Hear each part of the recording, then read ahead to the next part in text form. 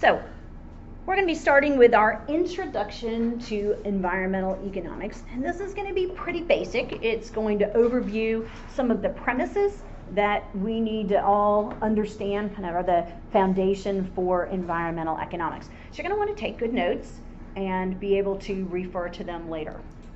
So the goals of this lecture. First, I need to explain what I mean by environmental economics. When I was in undergraduate school, that would have been a long time ago, this field didn't really even exist. It didn't really kind of start coming to fruition until I was in graduate school. And so that would have been in the early 1990s, we started seeing this. And now it's really a mainstream topic. We want to characterize some basic reasons for environmentalists versus economists. We do kind of see a little bit of tension, or at least historically we've seen this kind of tension, but now a lot of environmentalists and scientists work together, and economists work together. And so if you're going to, for example, if you're studying environmental science and you want to work in the policy realm, you're going to have to be able to speak some language with the economists. The economists also have to be able to speak with the scientists, that it takes both at the table to come up with sound regulation. We're going to discuss some premises of environmental economics. So what are kind of the fundamental things that we just have to get out there that we're assuming are the case? 4, we're going to look at some real world examples to illustrate where economics is relevant in environmental issues. So I'm going to pull kind of some things, and some of them are historical, to help illustrate some of the concepts that we are interested in looking at.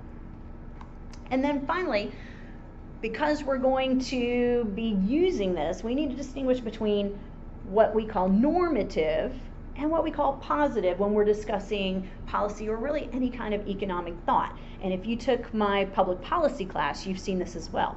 But if we're going to be policymakers, we have to be able to think both normatively and positively, and we need to make the distinction. And when we're writing a paper, for example, we need to be thinking, okay, wait, am I getting normative? Is that okay for this paper? Or should I be sticking to the positive? That might be something we end up doing for homework, but that's going to be part of our introduction as well.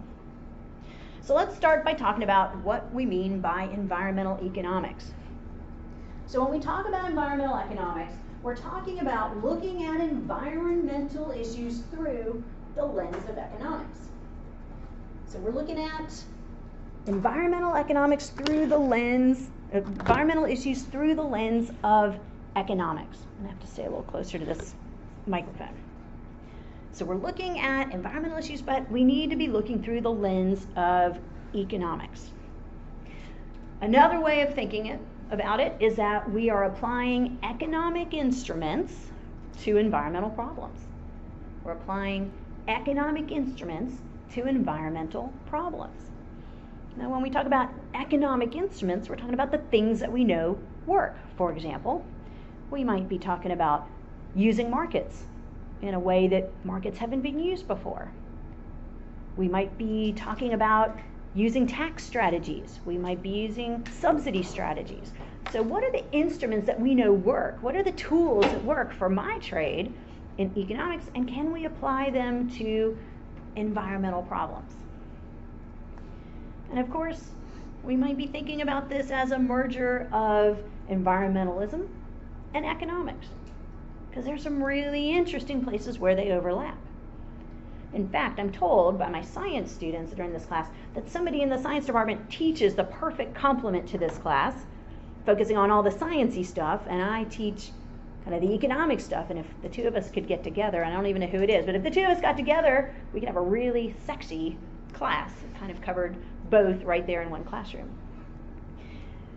So what we really might be talking about is finding some common ground between two very different disciplines. We might be talking about finding some common ground between two very different disciplines. And so one interesting example of that is my program that I do with Dr. Hank. Everyone know Dr. Hank?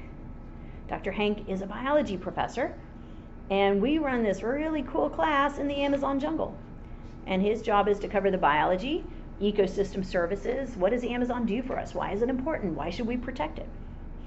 And my job is to talk about, well, what happens if we don't drill for oil? And can we find a way to drill for oil and also protect the environment? It's a pretty interesting class. So there's certainly some overlap when we cover conservation biology in the Amazon with our students. All right, so let's talk about kind of this perception about this kind of rift between economists and environmentalists. So historically, there was this big rift.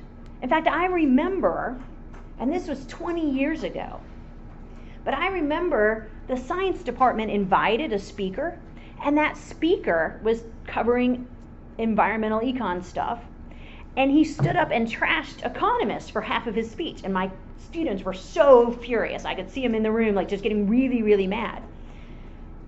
Well, we don't really see that kind of thing. You don't necessarily have us bashing each other now, but historically there was this big rift because we didn't realize, hey, we can see eye to eye that there's this overlap that we can really utilize to do some really cool things and innovative things for environmental protection. Historically, if you look at how we characterize things, the environmentalists focused on doing the right thing. So again, I'm not saying now, but historically, environmentalists have said, like, look, we need to do the right thing.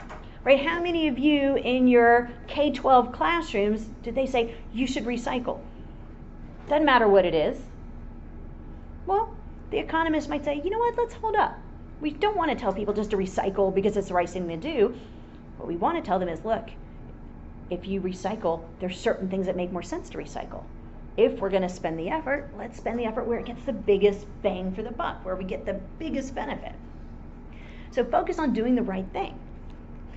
They believed that nature's value couldn't be measured. That nature is something that you can't put any kind of dollar value on. Guys, is that true? Economists, is that true? Do we put dollar values on all kinds of things? Do you think there are people who go out and they study the dollar value of the Amazon jungle? You betcha. People have published studies on the dollar value of the Amazon jungle. How much is it worth to us? Do you think there are people out there putting dollar values on species? The red cockaded woodpecker. Do you think people have studied the dollar value associated with a red cockaded woodpecker? Absolutely. Economists can put a price on anything. There are people who are trained in this discipline, and that is what they do. They do valuation studies. There have been some very notable environmentalists who have argued that growth is bad. There are economists who have argued environmentalists that have argued for zero growth, right? You guys might be a little bit young to kind of remember that, but does anyone remember kind of the ZPGers that we should have zero growth? So economists, do we want zero economic growth? Do we want zero GDP growth? Is that a good thing? No. But let's think about Farmville. If a new factory comes to town, it's going to employ a lot of people. It's going to create a lot of jobs. It's going to create a lot of economic good here. Is there a downside to it for the environment? Yeah, without a doubt. So saying zero growth may not be the best approach, but controlled growth, having regulations in place that make sense, that try to limit the bad things while promoting the good things associated with growth. But there were people that argued that, hey, we just want zero growth. Growth is bad. And a lot of people touted the philosophy that the environment would be saved if we all just do our share. If we all just do our share, the environment will be saved. Does that seem like a good strategy, guys? If we all just do our share, then we'll be fine. And while that might be true, is that a reasonable approach? Why not? Why is that not going to work? How many of you consider yourselves to be free riders when it comes to environmental protection? Who's a free rider? Probably. I got this guy in the back and he studies environmental science. In what way are you a free rider? Anytime anybody cleans up a street or something like that, like I'm not paying for that, but in some way it benefits me. Okay, so they say, hey, we're going to have the Farmville beautification project. We're all going to get out and collect trash. And you're like, yeah, I'm sleeping in. Yeah. But when you guys collect the trash, I benefit, right? How many of you drive really small fuel efficient cars? Some of you. How many of you drive big gas guzzlers? SUVs. Any SUVs in here? That's what I meant. That's you? Oh yeah, okay. So you mean the opposite. Yeah. So I drive the SUV. Well, I drive a fairly fuel efficient car, but before that I had a big SUV. So we're not necessarily protecting the environment. How many of you recycle? Okay, some of you are raising your hand, kind of halfway. I do a little recycling. How many of you would recycle if there was no curbside collection program? If you had to drive your stuff to some facility, which is what I have to do, how many of you would recycle? Some of you, good, but not very many of us. So guys, can we just pull kids aside in elementary school and say, oh, we should recycle? Because I remember my kids came home and said, oh, we've got to recycle and reuse everything. I'm like, really? Why? Like, they're like, plastic. Really? Recycling plastic? Paper. That paper doesn't really ever end up getting recycled, most of it. But cans, I can get behind you for aluminum cans, right? But my kids were kind of brainwashed. They came home and said, yeah, we got to do these things. But that's probably not our best strategy. Economists, on the other hand, might also have kind of problems in people's perception of them. So I'm not trying to say environmentalists are wrong and economists are right, because if you look at economists, we focus on this idea of rational self-interest. When I talk about rational self-interest, what do I mean by that, guys? What do I mean by rational self-interest? When I say people are rationally self-interested, what do I mean? They make decisions based on what's good for them. They make decisions based on what's best for me. And so this guy in the back here studying environmental science, what's best for him is staying in bed, while everyone else is getting up early to collect trash, right? And adopt a highway and clean up around our parks and our lakes and those kinds of things. So we make our decisions based on rational self-interest. And for some people, rational self-interest is, I'm going to free ride. I'm going to free ride on those people who are passionate about the environment and do things to protect the environment. We believe that nature's value can be measured. Guys, how do you think environmentalists perceive that when we say, what do you mean nature's so valuable I can't measure it? Sure I can. The red cockaded woodpecker is valued at, $28.32. Yeah, they don't like that. That makes us look kind of cold and callous, right? It kind of makes us look like we don't understand the beauty of the environment and just all the cool things that it does. But we do. We just put dollar values on it. Not everyone likes that. It's not so palatable for everyone. Economists are going to be the first ones to tout the importance of economic growth. That we certainly wouldn't want to say, hey, let's slow down economic growth or have zero growth as a way of protecting the environment. Zero growth might not be the answer. If you look at Farmville, we have a lot of people unemployed. We are below average for our GDP per capita, which means our average income level, right? So if some new employer wants to come to town, we probably don't want to turn them away and say, you know what, we're ZPGers. We want zero growth.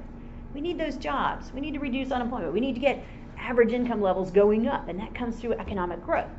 But it needs to be controlled growth, right? It needs to be good decisions about how we develop, how we use our land, what kind of firms come in, what kind of regulations are in place. Economists are kind of pessimists because the underlying premise of rational self-interest suggests that people won't do their share, right, economists? Do we agree with that? That in general, we're going to believe, given rational self-interest, that people won't do their share. We can't rely on people simply doing their share. That's not going to work. So people aren't necessarily going to do their share. Again, back to the free rider problem. So if we have a free rider problem, then what we need, the thing that economists are going to focus on a lot, is incentives, right?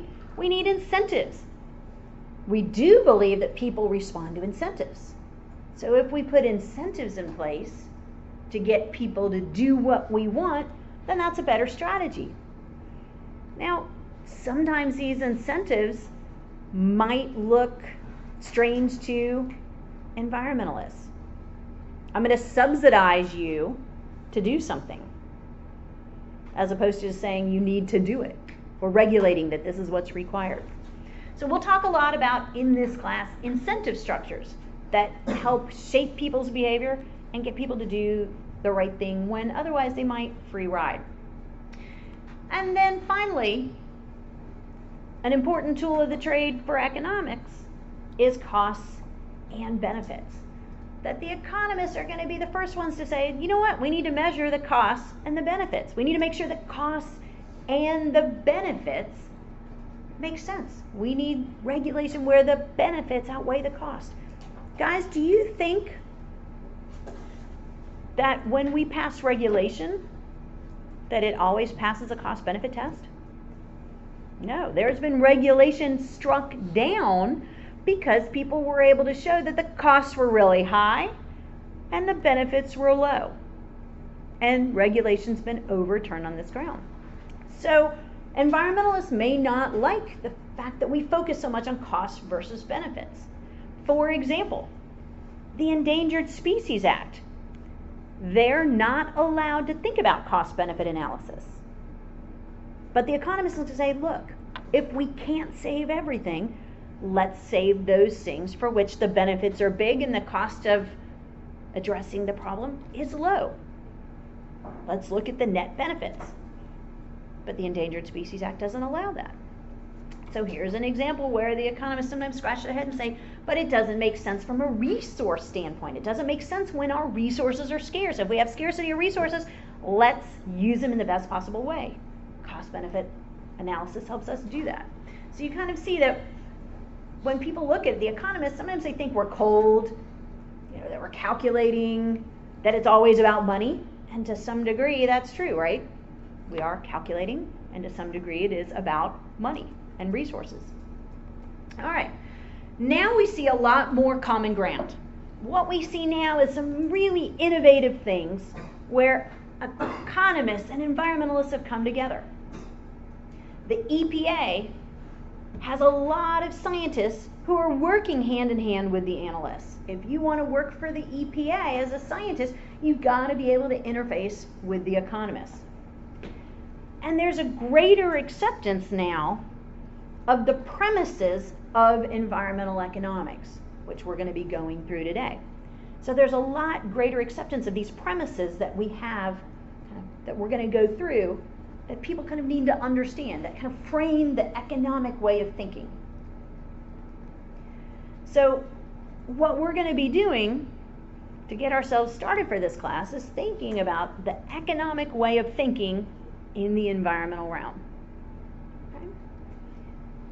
So the economic way of thinking is going to be an important tool for everybody, even if you're a science person, because you're going to be sitting down with that economist. You got to have some common way of thinking, or else we're not going to get anywhere.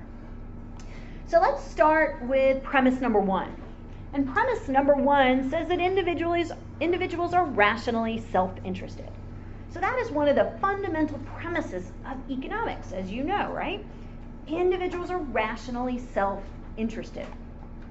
So what we mean by this when we say that individuals are rationally self-interested, what we mean is that individuals know how to promote their own interests. Individuals know how to promote their own interests. Individuals know how to promote their own interests. Now, we have to tie in a little economic philosophy, but you've heard us talk about Adam Smith and his invisible hand. And if you're new to econ, you need to know about Adam Smith and his invisible hand. So who is Adam Smith? Well, Adam Smith was a Scottish philosopher. He was born in 1723. So we're talking about a really old dude. He is really considered the father of modern economic thought, even though we're talking about centuries ago. Well, Adam Smith really captured kind of the spirit of what we teach. What we teach now is really fundamentally tied to Adam Smith. So let's take a quick look at a short video from Milton Friedman. And Milton Friedman sums it up really nicely. So take some short notes on this so I don't mess this up. Okay. This is not good. What do I want to do here?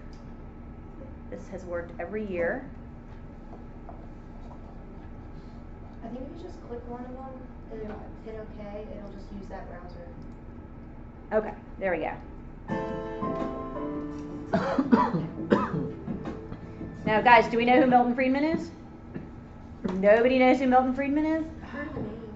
He is one of the most amazing economists. He is a Nobel Prize winning economist, and he talked about things like education reform, education vouchers, drug legalization, things like that before they were even mainstream topics. So he is really very, very well known. Of course, I don't think he's alive anymore. Let's hear what he has to say.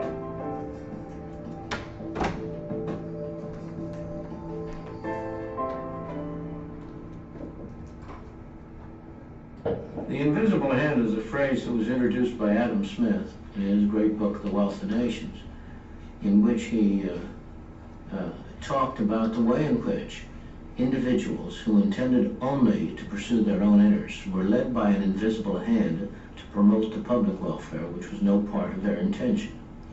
All right, so what did he just say? Adam Smith said that you and I want to promote our own well-being, right?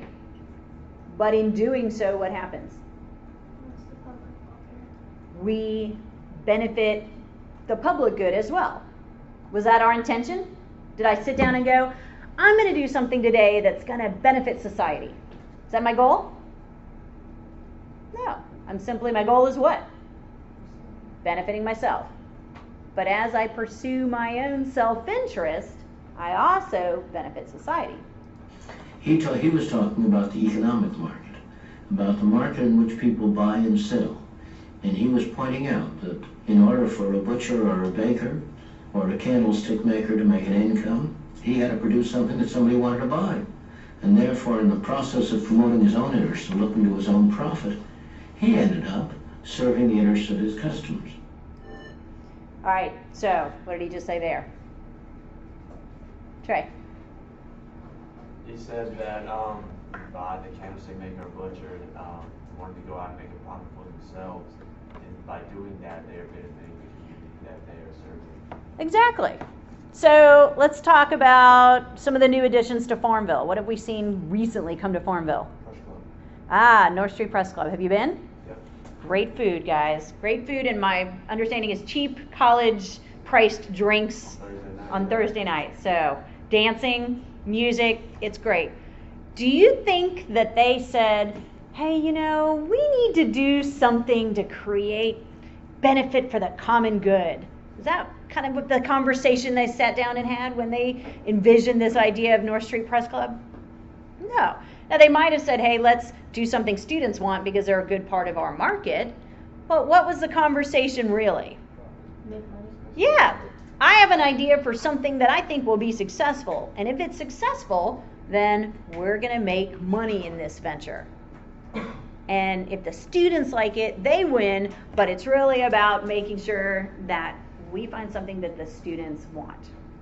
I love this music. This is a really old ECON series. And it like kind of snazzy, jazzy, make my good 1980s. All right. So that's Adam Smith. Let me get out of this and get to back to our PowerPoint. All right. So Adam Smith's fundamental argument, hopefully we understand it, is that individuals should be allowed to pursue their own private economic interest as much as possible. We want people being rational and self-interested. That's what that says, right? We want people to pursue their own private economic interest. We want them to do as much of this as possible. We want you to be rationally self-interested, right? We want you to pursue your own rational self-interest. And we want you to do this as long as it doesn't violate the basic principles of justice. Now, what are we talking about here? What are we talking about here, guys? As long as it doesn't violate the basic principles of justice. What do I mean here, Kristen? Like not corrupt, I guess. Yeah, so as long as it's fair, I'm not exploiting people, I'm not taking advantage of people, those things that we would consider to be unfair, unjust behaviors. So as long as I build North Street Press Club and I'm not exploiting anyone to do it, I'm not corrupt, I'm not doing things that are illegal, I'm not doing things that are really going to harm other people in a major way, then I should do those things that I think will promote my self-interest. And so what Adam Smith is saying is that by doing this, and this is a little wordy, you don't need all these words down, but in doing this, we help the public good. We help the public good when we serve our own rational self-interest. And we help the public good a lot more than if I set out to try to do something for the common good. So North Street Press Club, simply wanting to make money, created a win-win. Win for them, hopefully win for students, definitely a win for me. The food is good and not super expensive. Their sweet potato fries rock, guys. Really, really, really. And so by simply promoting their own rational self-interest, they do something that benefits the society, right? It creates jobs. It puts money in people's pockets. I had some cute little college kid waiting tables and waiting on me, got a good tip from me, and so that's money in his pocket, right? It's a win-win. It creates a boost to economic growth. This is all good stuff. All right. So again, you've already got this, but Adam Smith is saying, you know, I want to make a living. I'm going to sell things that other people want. I'm going to make myself better off because I'm earning money. We already have this in our notes. And at the same time, I'm going to make other people better, right? I'm going to make other people better. And do we agree, guys? All of this is guided by self-interest. I love North Street Press Club, but I am smart enough to know that that is about promoting their rational self-interest. And in the process, I win too. All right. But here's a question for you. What if in my self-interest, whatever I'm pursuing, I create an externality, something that's external to the market, like pollution or secondhand smoke or something, noise pollution could be an externality. What if in the process there, I create an externality? So what if North Street Press Club is located close to a residential housing area where all the professors live, and at night the students are partying and they're on the porch and they're dancing and they've got live music and it gets really, really noisy and there's drunk students walking around outside, and I just want to sleep because I'm old and I want to go to bed at a reasonable hour and I want peace and quiet. Now that entity's created an externality for me. Now what? Now what? Now what's the problem? Pursuing rational self-interest didn't benefit the common good. So what are we going to have to do about this? So if I'm pursuing my rational self-interest and I do something that doesn't create externalities, it's a win-win. When it creates externalities, though, now what, Alexa?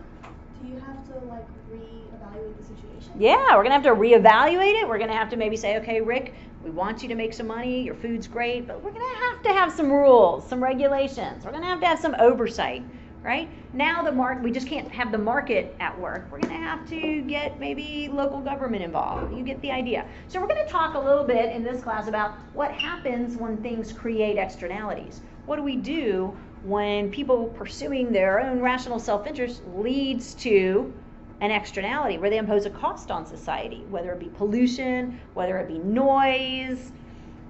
There's lots of examples. All right. So I like this quote. It says, conventional wisdom has it that the way to avert ecological disaster is to persuade people to change their selfish habits. Don't worry about writing it, just read it. To change their selfish habits for the common good. A conventional wisdom. So let's read the first part again. A conventional wisdom has it that the way to avert ecological disaster is to persuade people to change their selfish habits for the common good. Do we agree with that first part? That the way we're going to solve things is to convince people not to be self-interested? Does that sound like a strategy that we can all get behind? So Alexa, you're saying yes. So we're just going to, hey guys, we're going to avert ecological disaster if we would just all change our selfish habits. Well, I feel like that's the idea that people want to instill. Yeah, that's the idea that people want to instill. Can we hang our hat on that? Is that going to get us very far? Yeah, that's probably not going to get us very far. Only those people that are truly very passionate about environmental protection are going to change their rational habits to impose costs on themselves. The rest of you are rationally self-interested, and you're free riders, which is a rational response. So the second part of this quote says, a more sensible approach would be to tap a boundless and renewable resource, the human propensity for thinking mainly of short-term interest. All right, a little subtle. So what are we saying there, CJ? Say that one more time. What is the second part of this quote saying? A more sensible approach would be to tap a boundless and renewable resource, the human propensity for thinking mainly of short-term interest. So find something that's a common ground that can work for both ways. Okay, so find something that affects you. Mm-hmm. All right. So anyone want to add on to that? Maybe like get it done in incentive. Maybe if I have trouble tapping into your short-term interest, we can use some tools to make that happen. How many of you would respond to an economic incentive? So, okay, you're not recycling in your dorm. What if I paid everybody to recycle in their dorm? Are you going to start recycling? What if I taxed you if you don't recycle? Is that also an economic incentive? I'm going to tax you if you don't behave in this way. So the idea is, guys, people are rationally self-interested. If we just exploit that, whether it's through incentives, whether it's through penalties, I can get you to think about your own self-interest, and in the meantime, I can get you to do what it is that I want you to do. Now, the downside of rationality, as we've already suggested, there's a downside to rationality. When we say people are rationally self-interested, the downside is that we seek to minimize the costs that we bear, right? We seek to minimize costs. Everyone agree with that? All of us every day are trying to think about ways to minimize the costs on ourselves. I'm going to park my car closer to the building. I'm going to not volunteer for a committee that's going to put more work on my plate, right? There's all kinds of things we do daily to try to minimize the costs we impose on ourselves. So we've already talked about that we act as free riders. So we've mentioned this a few times, but let's get into our notes. We act as free riders. How would I define free rider? How do you think I would define free rider? When I say that people act as free riders, how do I define that? Let's hear from some other people. Katie, how do I define free rider? So it's like as people like clean up trash in the street, like even if you don't do it, you're still benefiting. Okay, so you're using the example of people having a kind of an adopt a highway day, and I know that if I don't help, I still benefit from that activity. So somebody put that into a definition. I grab that ball sheet from you. Somebody put that into a definition for me. Let's call on some people. Oh, Ryan. Where's Ryan? Ryan. Put that into a definition. Free riders. It's free riding, the act of free riding. Because we understand it, right? We all understand kind of what it means, and you can all give me an example. Put it into words. I think that, if people see or look around and see that everybody else is doing the work, Okay. that gives the incentive to just sit there and do nothing. Okay. And then in return, they're going to benefit from it without having to actually do Okay. the action. So free riding is that we're making decisions to minimize our costs, knowing that we're going to reap the benefits, right? Knowing that we're going to reap the benefits anyway. So the act of free riding, I'm going to try to make decisions that limit the costs that I impose on myself, right? Because I know I'm going to reap the benefits. So do we agree with the statement that we are best off when good things happen without our efforts, right? That basically captures the idea of free riding. I'm best off when good things happen, cleaning the environment, cleaning up Farmville. Good things happen without my effort, and I benefit from them, right? So, as we just said, if the environment gets cleaner without my effort, then I'm best off. I'm better off, right? I've served as a free rider, and it's made me better off. So here's the problem. Free riding makes me better off. This is not a good strategy when we're thinking about the environment, right? So let's talk about some examples.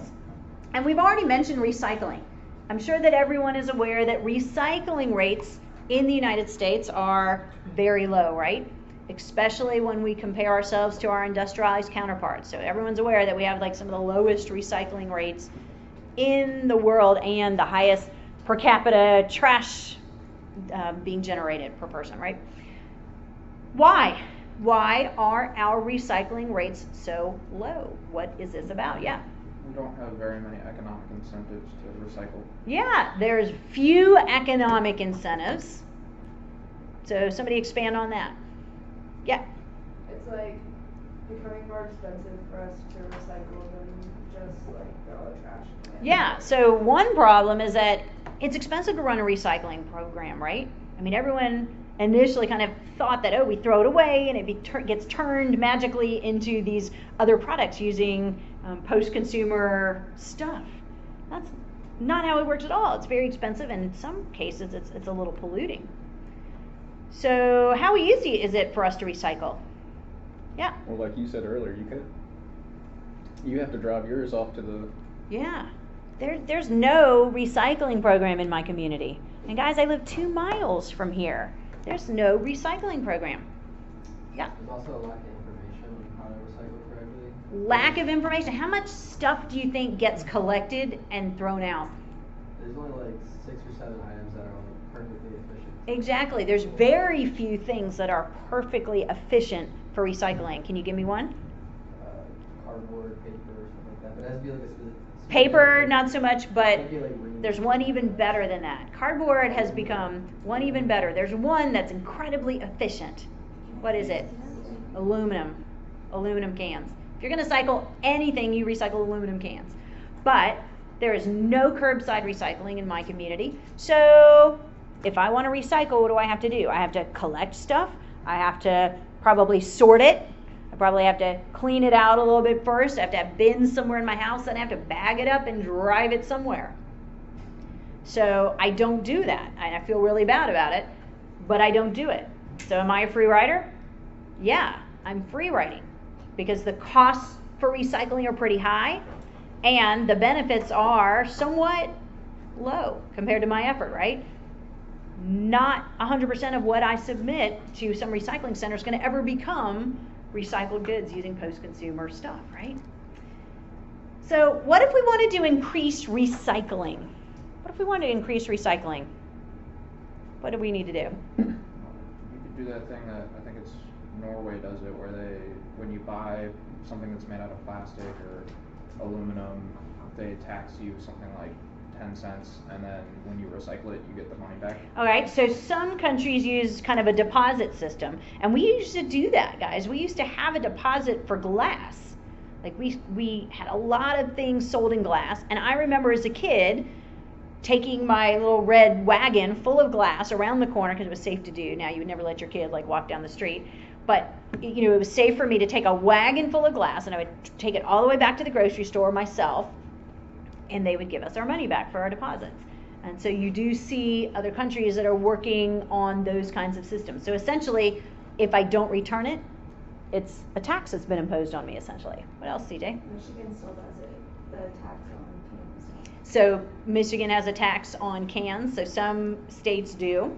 And if you return it, you get it back. And if you return it, you get it back. Yeah, so there are deposit methods.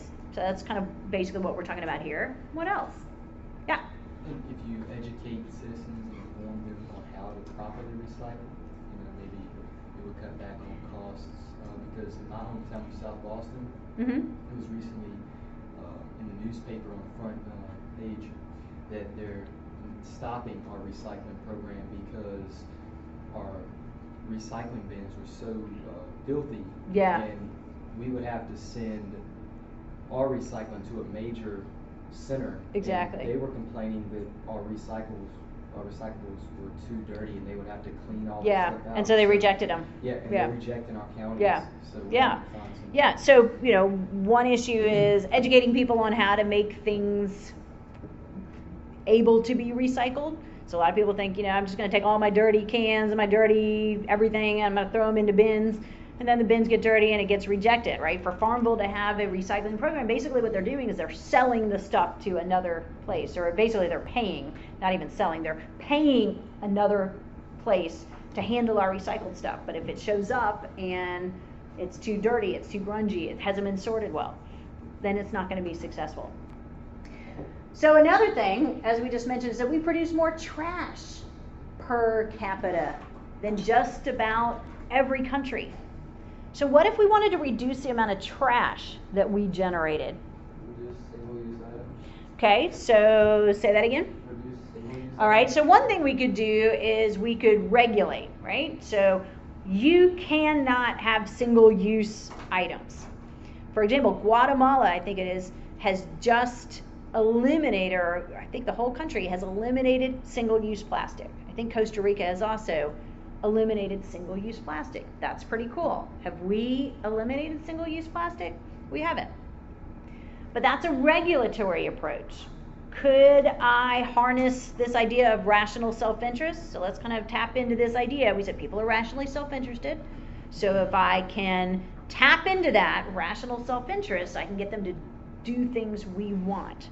So we can have a regulatory approach, and certainly we need some of that, but can I also tap into self-interest? How can I do that? How can I do that? How does trash even work? Anyone know? How does trash work in our country? Pile it up, and you roll it out to the corner, and they take it, right? Yeah. Anyone know what we pay per household? Any guesses? We used to pay, $20 a can. $20 a can? Like Where do you a live? Trash can. I used to live here in Farmville, in Cumberland. In Cumberland. All right, well, in Farmville, we pay about, it might be $12 now. Does it matter how full that can is? Does it matter if it's like overflowing versus if it's half full? So I can pretty much throw out as much trash as I want, right, for $12 a month, right? So one thing that we're going to talk about is incentives. What if we charged you, instead of just charging you for whatever trash, as much as you want, could I change the structure of trash pricing? I mean, right now I can fill up that can, I can have it overflowing, I can have things in bags next to my can, and they'll still take it.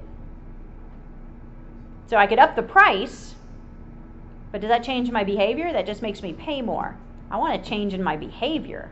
So you could charge me $20. Does that change my behavior? I'm still going to fill up my can. I'm going to still have it overflowing, and you're still going to take it. You're just charging me more. You just like charge per bag or something. What if you charged me based on how much trash I have? Is that how we do it? What was that? Maybe per pound. It could be per pound. It could be per bag. Maybe I have to have stickers on a bag. Would that change my behavior? Yeah, very possibly. So do you see the difference between, let's just regulate and say no consumer, no single-use plastics. That was your example. So no single-use plastics. That's a regulatory approach. Then some of you said, well, let's just raise the price for trash. If we raise the price for trash, you haven't changed my behavior. Or you can charge me per bag, and now do you see you're tapping into my rational self-interest? Some people might just pay it, but other people might say, oh my gosh, my trash fee is now $40 a month, and I cannot pay that. I'm going to have to start economizing. How would I do that? How would I economize? How would I do that? How would I get my trash down? Okay, buy less things that are in bulky packaging. Like reusable containers. I might shop with reusable containers, or buy things that are in the reusable containers. What else might I do?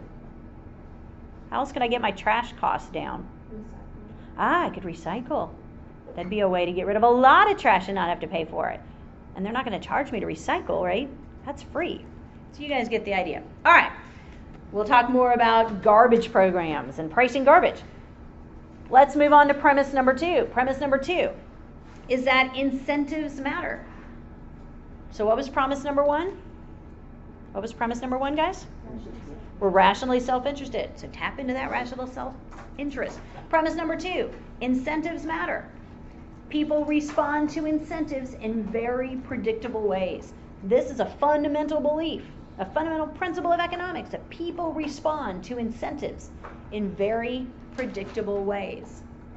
People respond to incentives in very predictable ways. So, if I set incentives, I know how people will respond to them. So, we can use this. Addressing environmental issues involves setting incentives. If I want to address environmental issues, I need to set the right incentives. So you guys just gave me a good example. Do I raise the cost of trash from $12 to $20 a month? Does that change my incentives? Or do I charge you by the bag, by the pound? Not the same outcome, right? Not the same outcome. People are responding differently to those two ideas, right? So addressing environmental issues involves setting incentives.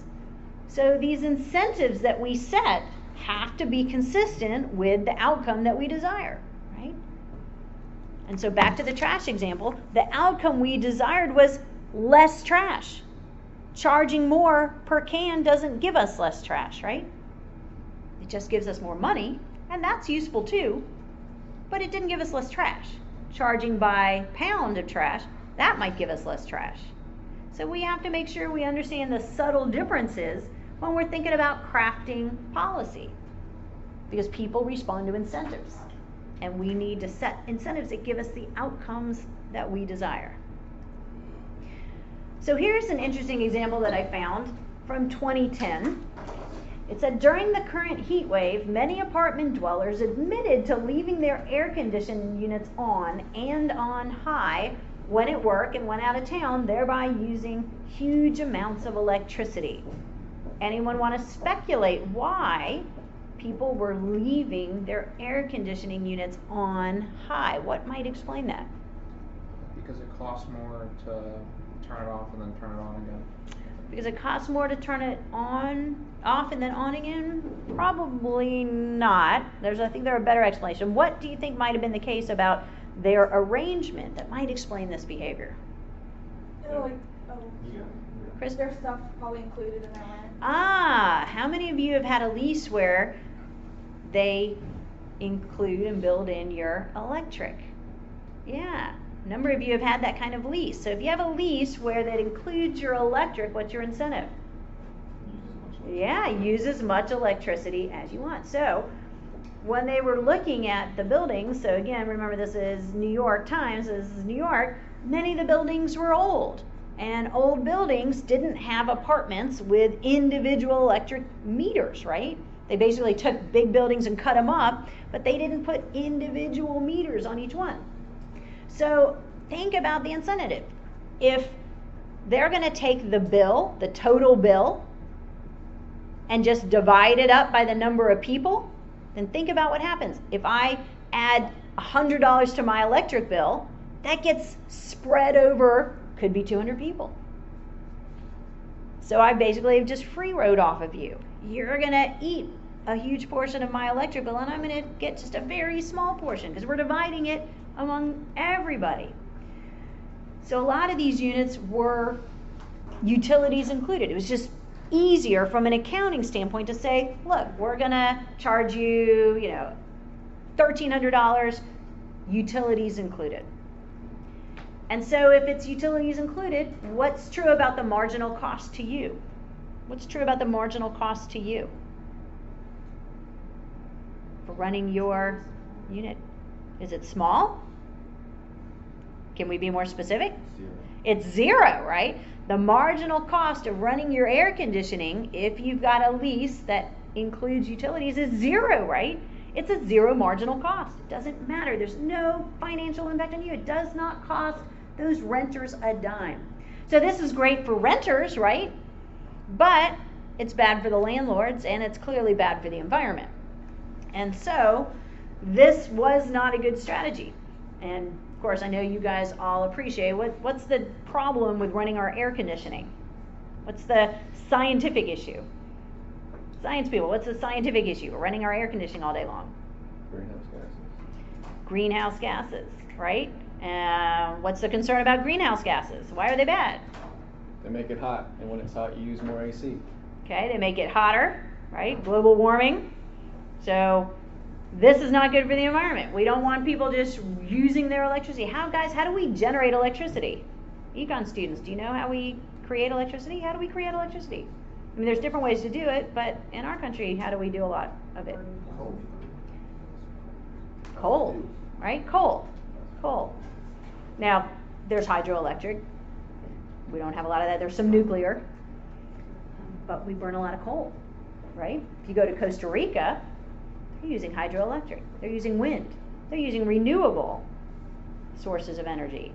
We're not so much. So, this might be a good place for an economic incentive. The economic incentive here might be a subsidy. What do I mean when I say subsidy? When we say, hey, this might be a good place for a subsidy, what do we mean? What's a subsidy? You get paid to like implement good practice. Yeah, you're getting paid to implement good practice, or at least subsidizing would be we're reducing the cost to you, right? We're cost sharing. So think of subsidies as maybe a cost sharing, right? So if we're going to cost share by offering a subsidy to landlords, it's going to make the cost to landlords cheaper of implementing individual meters for every apartment. And guys, do you agree that if we subsidize, are landlords more likely to undertake this kind of investment? Yeah, they're more likely to undertake this kind of investment, right? Guys, are they going to do it without a subsidy? Are they going to move from one big unit, dividing up the cost or just eating the cost, to individual meters for each apartment? No, it's expensive. But if they're subsidized, then maybe we can create a win-win. And one of those wins is for the environment, right? One of those wins is for the environment. Interestingly, guys, this is exactly what they tried. In New York, they decided this is not a good outcome. They have to update and modernize the equipment. They need individual meters. That's how to eliminate the free rider problem. And so New York's Energy and Research Development Authority ran the subsidy program, and it was highly successful. They had a high enough subsidy that landlords decided that they would undertake the other part of the investment. All right, moving on to premise number 3. So premise number 1, rational self-interest. What's premise number 2? Incentives matter. Premise number 3, we live in a world of scarcity. When we say we live in a world of scarcity, what we mean is that there's a limited amount of resources available to use. There's a limited amount of resources, right? Resources are not unlimited. Well, some things are renewable. We don't want to think about resources being unlimited. Resources are limited. If resources are limited, guys, then that means it constrains the amount of goods and services that can be generated, right? It constrains the amount of goods and services. So resources are limited, which means goods and services are limited. So resources are limited, goods and services are limited. Now, we know that some resources are renewable. Timber is somewhat renewable. If we're talking about oak trees, how long does it take to regrow an oak tree? Hundreds of years. So, how long? I think it's like 40 to 50 years, is that right? But there are some trees that grow very fast. When I was in Burma, they call it Myanmar now, we were carrying seedlings of, they call them firewood trees, because they grow very, very fast. You can cut pieces off, it doesn't kill them, and they grow back within just a couple years.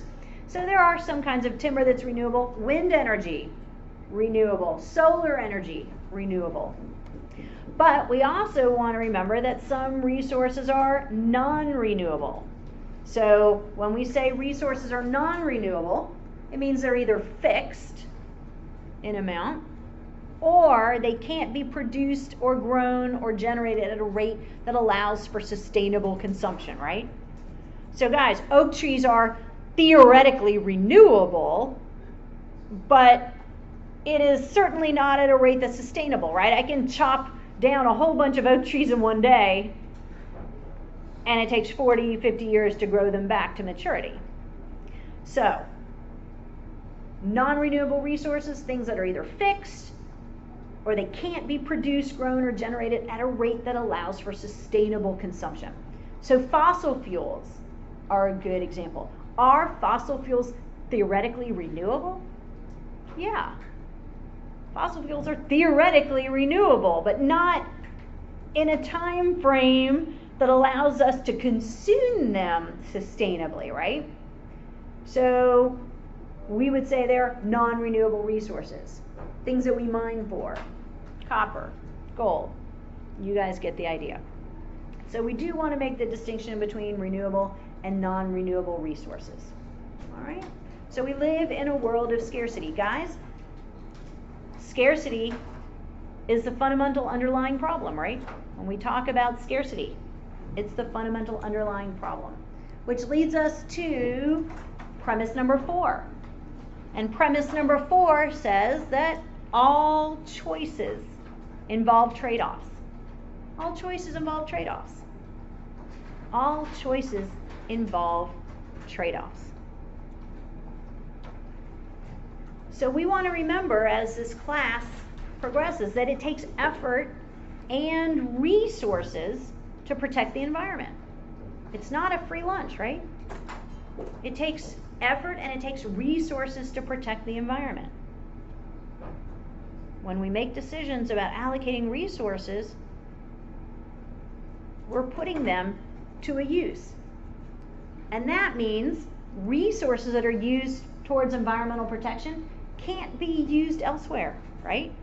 We want to remember that. If we use resources towards environmental protection, they can't be used towards improving our roads. They can't be used towards education.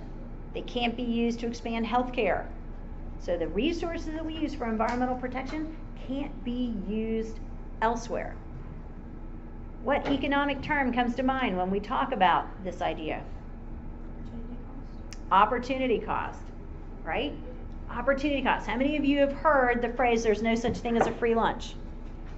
No such thing as a free lunch. When we say there's no such thing as a free lunch, we're basically saying that everything has an opportunity cost, right? There's always an opportunity cost.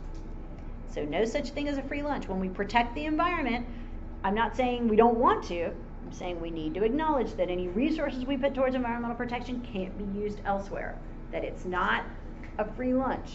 There is an opportunity cost. If you're not familiar with opportunity cost, 30 seconds, get this into your notes. If this is a new concept for you, opportunity cost is defined as the very next best thing foregone when making a choice. The very next best thing foregone when making a choice. All right? So when we talk about the money spent on environmental protection, what would be the very next best thing we could do with that money? All right, we're going to stop here, pick up here on Thursday. We're going to finish, hopefully, our introduction. It's going to get very applied, lots of real-world examples as we start talking about using economic tools.